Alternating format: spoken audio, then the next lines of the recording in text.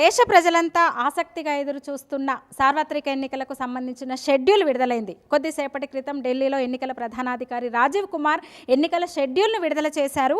మొత్తం ఈసారి కూడా 7 దశల్లో ఎన్నికలు జరగనున్నాయి.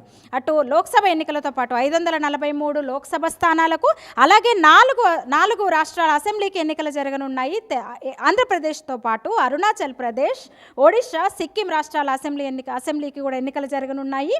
దీనికి సంబంధించి ఆయన అంటే నోటిఫికేషన్, అలాగే ఎన్ని దశల్లో ఏ దశల్లో ఏ రోజు ఎన్నికలు జరుగుతున్నాయనే వివరాలను కూడా ఆయన వెల్లడించారు. లోక్సభ ఎన్నికలకు సంబంధించి ఫేజ్ 1 అంటే మొదటి విడత ఏప్రిల్ 19న అంటే ఏప్రిల్ 19న ఎన్నికల ప్రక్రియ మొదలవుతుంది. జూన్ 4తో ముగుస్తుంది. మొదటి దశ ఏప్రిల్ 19లో, అలాగే ఫలితాలు జూన్ 4న ఉంటాయని కూడా ఈసీ వెల్లడించింది. ఫస్ట్ ఫేజ్ వచ్చేసి ఏప్రిల్ 19న 102 స్థానాలకు, 102 లోక్సభ స్థానాలకు, అలాగే రెండో దశలో ఏప్రిల్ 26వ తేదీన రెండో దశలో 29 స్థానాలకు ఎన్నిక నిర్వహించేందుకు ఈసీ నిర్ణయించింది. అలాగే మూడో దశలో మే 7వ తేదీన మూడో దశ ఎన్నికలు జరగనున్నాయి 94 పార్లమెంటు స్థానాలకు. అలాగే మే 13న ఫోర్త్ ఫేజ్కి సంబంధించి 96 స్థానాలకు ఎన్నికలు జరగనున్నాయి. ఇక ఐదో ఫేజ్లో మే 20న 49 లోక్సభ స్థానాలకు ఎన్నికలు జరగనున్నాయి. సిక్స్త్ ఫేజ్లో మే 25న సిక్స్త్ ఫేజ్ ఎన్నిక జరగనుంది, పోలింగ్ జరగనుంది 57 లోక్సభ స్థానాలకు. ఇక జూన్ 1 చివరి దశ పోలింగ్ 57 స్థానాలకు లోక్సభ స్థానాలకు ఎన్నికలు జరగనున్నాయి. జూన్ 4న ఫలితాలు రిజల్ట్ రానుంది. ఇక తెలుగు రాష్ట్రాలకు సంబంధించి తెలంగాణలోని 17 లోక్సభ స్థానాలకు, అలాగే ఏపీలో ఈసారి అసెంబ్లీ లోక్సభ ఎన్నికలు కూడా ఒకేసారి జరగనున్నాయి. రెండు తెలుగు రాష్ట్రాల్లో కూడా పోలింగ్ ఒకే ఫేజ్లో అంటే ఏప్రిల్ 13న మే 13న నాలుగో దశలో పోలింగ్కు ఈసీ ఏర్పాట్లు చేస్తోంది. ఏపీకి సంబంధించి 175 అసెంబ్లీ స్థానాలు, అలాగే 25 లోక్సభ స్థానాలకు ఎన్నికలు జరగాల్సింది. తెలంగాణకు మొత్తం లోక్సభ స్థానాలతో పాటు సికింద్రాబాద్ కంటోన్మెంట్కి ఉప ఎన్నిక జరగనుంది. స్థానిక ఎమ్మెల్యే లాస్యానందిత మృతితో అక్కడ ఉప ఎన్నిక అనివార్యమైంది. అంటే ఒక అసెంబ్లీ స్థానానికి ఉప ఎన్నిక, అలాగే మొత్తం స్థానాలకు లోక్సభ ఎన్నికలు. ఏపీలో అసెంబ్లీ లోక్సభ స్థానాలకు అదే రోజు ఎన్నిక జరగనుంది.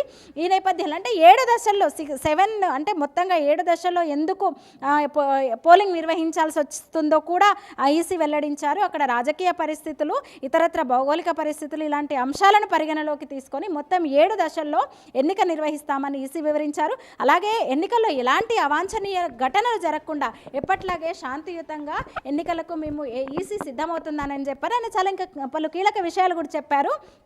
3 ఏళ్లుగా ఒకే చోట పోస్టింగ్లో ఉన్న వాళ్ళని కూడా వాటికి సంబంధించి కూడా మేము అంటే మార్పులు చేర్పులు ఉంటాయని చెప్పారు. అలాగే ఈసారి అభ్యర్థుల నేర చరిత్ర సంబంధించి కూడా ఈ విషయాన్ని తీవ్రంగా పరిగణిస్తామని, లోకల్ అంటే ఓటర్లు కూడా అభ్యర్థుల నేర చరిత్రకు సంబంధించి అంటే ఫిర్యాదు చేసేలా ఒక వ్యవస్థను కూడా ఏర్పాటు చేసినట్టు ఆయన చెప్పారు. ఇక తెలంగాణకు సంబంధించి ఇప్పటికే భారతీయ జనతా పార్టీ అంటే ప్రధానంగా 3 పార్టీలు కూడా అభ్యర్థులను ఇప్పటికే కొన్ని స్థానాలకు అభ్యర్థులను ప్రకటించాయి.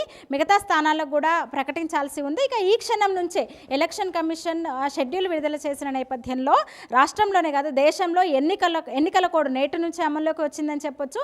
ఇక తెలుగు రాష్ట్రాల్లో ఇప్పటికే రాజకీయ వాతావరణం వేడెక్కింది.